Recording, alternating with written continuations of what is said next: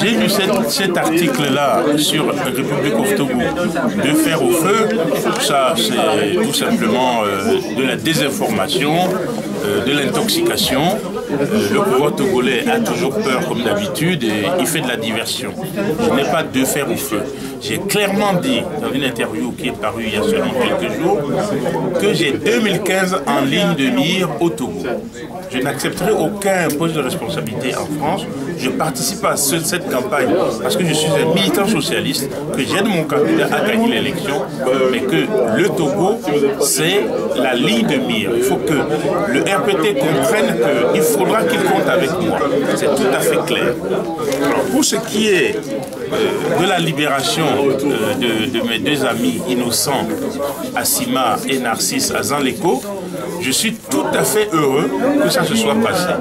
Et j'ai eu l'occasion de remercier tous les gens qui ont travaillé avec moi là-dessus, la société civile, les amis, les ONG, les différentes ligues des droits de l'homme et tout ça, les présidents africains que j'ai rencontrés, ici, le Quai d'Orsay, toutes les pressions qui ont eu lieu et qui ont abouti à ça, nous en sommes très heureux. Et je souhaite que maintenant, je les mets absolument sous la protection de Faure Gnassingbé.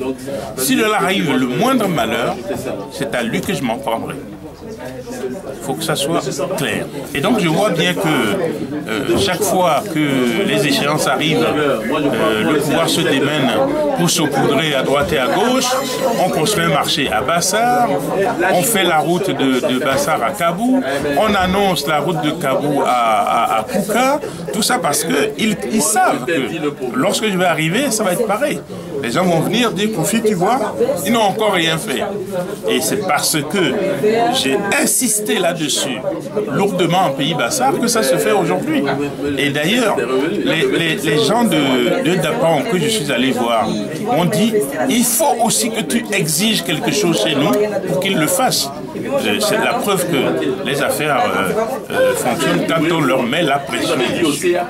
Alors, pour ce qui est de la vie générale de la politique au Togo, c'est évident que les choses n'ont pas véritablement bougé.